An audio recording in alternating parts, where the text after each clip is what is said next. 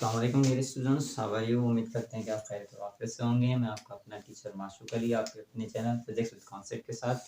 तो आज हम सीखेंगे problems of the chapter number 1 जो हमने पिछले लेक्चर्स में अपलोड किए थे। 3 प्रॉब्लम्स। अब हम नेक्स्ट आगे चौथे प्रॉब्लम को जो समझेंगे। अब सबसे पहले हमने स्टेटमेंट पढ़ना है। Slinky has produce a longitudinal wave, यानी स्लिंकिन क्या होता है, एक टाइप ऑफ रिंग होता है जिसमें कलरफुल बैंड्स होती हैं। तो such a type of device is called slinky. Slinky.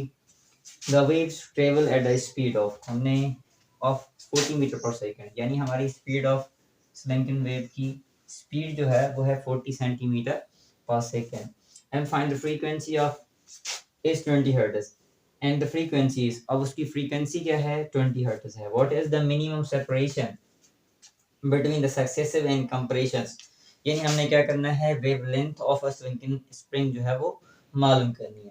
तो हम डेटा में क्या लिखेंगे, the wave speed is equal to 40 centimetre per second. अब 40 सेंटीमीटर पर सेकंड है, जैसे कि हमें पता है ऐसा unit of velocity is metre per second. तो क्या करेंगे, हम 40 को डिवाइड करेंगे 100 के साथ, तो हमारा जवाब क्या आएगा, 0.4 मीटर पर सेकंड। ये यहाँ पे मैंने रफ वर्क कर लिया है। 1 metre is equal to 100 centimetre, therefore 1 cm is the part of a 100th part of a meter.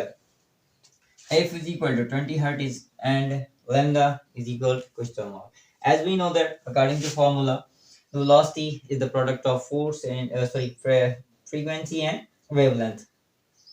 Velocity can be find out by the two equations जो हम पीछे पढ़ के आए हैं।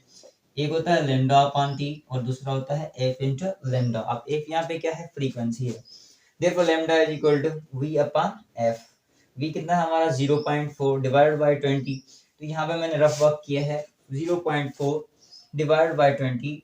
अब 0.4 को रिमूव करेंगे, यानी कॉमन फ्रैक्शन में डेसिमल को रिमूव करेंगे, उसी जगह क्या देंगे, 1 देंगे। जितने डिजिट्स होते हैं उतने 0 लगाते हैं, यानी 4/10 इंटू करने के बाद क्या करता है, हम क्या करते हैं, पीछे वाली जो वैल्यू होती है उसको उल्टा करते हैं, यानी न्यूमिनेटर को डोमिनेटर, डोमिनेटर को न्यूमिनेटर बनाते हैं। तो इस तरह से 1/20 क्लॉक मल्टीप्लीकेशन करेंगे तो हमारा 4 यानी 1 4 जो 4 10 20 200, 4 divided by 200 यानी 2 divided by 100 which is equal to 0.02 meter. That is the required wavelength of the two successive compressions which is equal to 0.02 meters. हमारा नेक्स्ट जो प्रॉब्लम है, प्रॉब्लम नंबर 5 है। Suppose a student is generating waves, क्या करता है, कोई student है वो वेव जनरेट करता है। the student hand makes one complete fourth back, यानी स्टूडेंट जो है 1/4 बैक जो है वो अपना कंप्लीट करता है इन 0.4 सेकेंड्स, यानी यहाँ पे हमने डेटा में क्या लिया हुआ है, टाइम लिया हुआ है। the wavelength is slinking is 0.60 meters। अच्छा, वेवलेंथ भी हमें दी गई है, वो है 0.60 मीटर। Fourth wave determine period and frequency. पहले हमने क्या करना है, पीरियड मालूम करना है और क्या मालूम करनी है, फ्रीक्वेंसी। तीसरा जो हमें यानी बी पार्ट में मिला हुआ है, वेव स्पीड मालूम करनी है।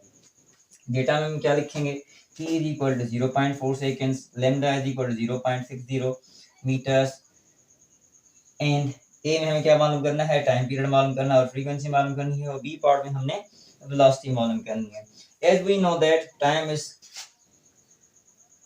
is complete one revolution, one vibration or one revolution is called time period। तो हमारे पास टाइम पीरियड ऑलरेडी गिवन है, revolution, so that t is equal to 0.4 second, यानी हमारा टाइम क्या है, टाइम पीरियड जो है वो 0.4 सेकंड है। अब जैसे कि हमें पता है frequency is the reciprocal of time, क्या करेंगे, 1 divided by t, the time is equal to 0.4, 1 divide करेंगे, 1 को डिवाइड करेंगे 0.4 के साथ, ये आप में मैंने रफ वर्क लिखा है 1 डिवाइड बाय 0.4। सबसे पहले क्या करेंगे, हम पॉइंट को रिमूव करेंगे, उसकी जगह 1 देंगे, जितने डिजिट्स हैं उतने 0 लगाएंगे, तो हमारे पास क्या होगा, 1। अच्छा, मल्टीप्लाई करने में क्या करेंगे, नीचे वाली वैल्यू को ऊपर लिखेंगे, ऊपर वाली वैल्यू को नीचे लिखते हैं, तो क्या होगा 10/4। अब 10 को डिवाइड करेंगे 4 के साथ, तो हमारा जवाब क्या आएगा, 2.5 हर्ट्ज।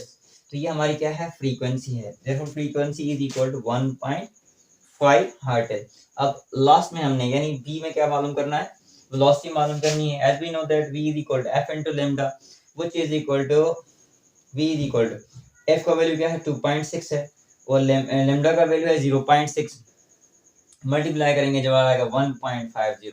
अच्छा हमारे पास टाइम पीरियड भी है, वेवलेंथ भी है, दूसरी इक्वेशन के साथ भी हम इसका जो है ना स्पीड ऑफ वेव मालूम कर सकते हैं which is equal to v is equal to lambda upon t। Lambda upon t, lambda कितना है 0.6 है डिवाइड बाय t कितना है हमारे पास टाइम है 0.4। इनकी डिवीजन चलाएंगे हम तब भी जवाब क्या आएगा आपका सेम ही आएगा 1.50 मीटर पर second.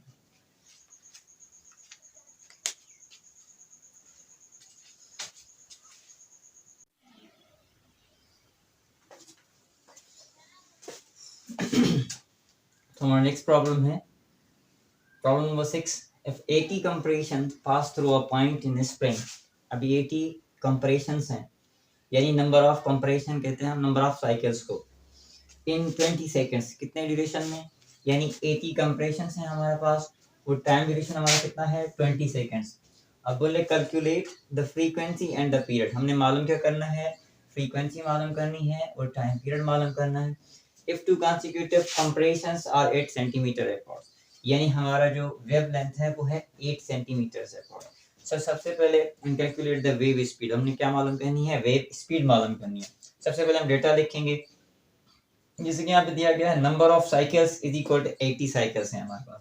Total time taken by the 80 cycles is equal to 20 seconds. जबकि हमें पता है frequency is defined as number of cycles divided by total time taken. तो हमारे पास नंबर ऑफ साइकिल्स कितने हैं 80, टोटल टाइम टेकन कितना है 20, सो 80 डिवाइडेड बाय 20, 120 जा 20, 420 जा 80। तो हमारे पास फ्रीक्वेंसी कितनी हुई 4 हर्ट्ज। फ्रीक्वेंसी हमने मालूम करनी है। अब हमने क्या मालूम करना है टाइम पीरियड मालूम करना है। जबकि हमें वेवलेंथ जो मिला हुआ है वो है 8 सेंटीमीटर। हमें पता है कि ऐसा unit of length is metre, तो हम क्या करेंगे 8 को डिवाइड करेंगे 100 के साथ, तो हमारे पास आंसर क्या आएगा 8 divided by 100 which is equal to 0.08 metres. अब हमने मालूम करना है टाइम पीरियड, यानी time period is the reciprocal of frequency 1 divided by f, therefore 1 upon f is equal to 4 hertz। अगर हम 1 को 4 के साथ डिवाइड करते हैं तो हमारे पास जवाब क्या आएगा, यानी आएगा 0.0256। That is the time which required by the complete one revolution or one cycle। अब वेलोसिटी मालूम करने के लिए हमारे पास दो इक्वेशंस होती हैं, या तो आपके पास टाइम हो या तो आपके पास फ्रीक्वेंसी हो। तो हमने ये इक्वेशन ली है v is equal to f into lambda। f कितना है हमारा 4 हर्ट्ज है, लैम्डा कितना है 0.08 है, तो हम मल्टीप्लाई करेंगे इनको 4 into 0.08 which is equal to 0.32 meter per second। this is the speed of wave which is equal to 0.32 meter per second। हमारा प्रॉब्लम नंबर है 8 अ सिंपल पेंडुलम। क्योंकि इससे रिलेटेड जो भी प्रॉब्लम है आप आसानी से कर सकते हैं, तो ये थोड़ा चेंज था इसलिए हम इसको पिक कर रहे हैं। A simple pendulum has a length of 80 centimetre, यानी हमारे पास जो लेंथ है वो क्या है, सिंपल पेंडुलम की जो लेंथ है वो है 80 सेंटीमीटर। कैलकुलेट इट इज, क्या मालूम करना है हमने, पहले पीरियड मालूम करना है, फिर क्या मालूम करनी है फ्रीक्वेंसी मालूम करनी है। व्हेन हमें पता है कि जब भी टाइम पीरियड ऑफ फ्रीक्वेंसी मालूम करना हो या टाइम पीरियड मालूम करना हो तो हमारे पास g का वैल्यू जो है वो कांस्टेंट होता है which is equal to 9.8 metre per second. और देखा जाए कि ये जो इक्वेशन है हमारी t is equal to 2.1/g, that is the proof to calculate the value of g। इंशाल्लाह नेक्स्ट लेक्चर में कभी आपको मैं समझाऊंगा इससे हम क्या करेंगे g का वैल्यू फाइंड आउट करेंगे। तो हमारे पास डेटा में क्या है 80.0 सेंटीमीटर। अब 80 divide by 100 which is converted into metres, तो हमारी लेंथ किस में कन्वर्ट हो जाएगी मीटर में। अच्छा हमने मीटर में इसलिए चेंज किया क्योंकि हमारे जी का वैल्यू जो है वो मीटर पर सेकंड में, यहाँ पे हमें जो लेंथ मिली है वो है सेंटीमीटर्स में। तो हम क्या करेंगे पहले यूनिट्स को इक्वल करेंगे, तो divide by 100 which is equal to 0.8 metres, G का वैल्यू है 9.8 मीटर पर सेकंड स्क्वायर। हमने मालूम क्या करना था टाइम पीरियड मालूम करना है और क्या मालूम करना है फ्रीक्वेंसी मालूम करनी है। तो एज वी नो दैट हमें पता है time period of simple pendulum which is equal to 2 pi under root l upon g। अच्छा हमें पता है कि पाई का वैल्यू भी कांस्टेंट होता है, पाई का वैल्यू कितना होता है, the value of pi is equal to 3.14। 2 आगे भी है, हम जस्ट 2 डिजिट्स ले रहे हैं। t इज इक्वल टू 2 पाई, पाई का वैल्यू कितना है 3.14। 2 4 जा 8, 2 1 जा 2, 2 3 जा 6, तो हमारे पास आंसर क्या हुआ 6.28 इनटू अंडर रूट एल का वैल्यू है 0.8 और जी का वैल्यू है 9.8। अगर हम इनकी डिवीजन छुड़ाएंगे तो हमारे पास आंसर आएगा 0.018 समथिंग। हमने अपने प्रॉब्लम को लिमिटेड कर दिया है 3 डिजिट्स पे, यानी ये आगे भी जाएगा, अगर आप उसको सॉल्व करेंगे तो ये आगे तक जाएगा। अब आसानी के लिए हमने क्या किया है, सिर्फ हमने 3 डिजिट्स को लिया है। t is equal to 6.28 into 0. अच्छा, इसका रेडिकल जो है वो हमने छुड़ाया, तो जवाब क्या है 0.282 means removing the square root we gives the answer 0.282 when 0.282 is multiplied by 6.28 which becomes 1.77 which becomes, so the time period of simple pendulum is equal to 1.77 seconds।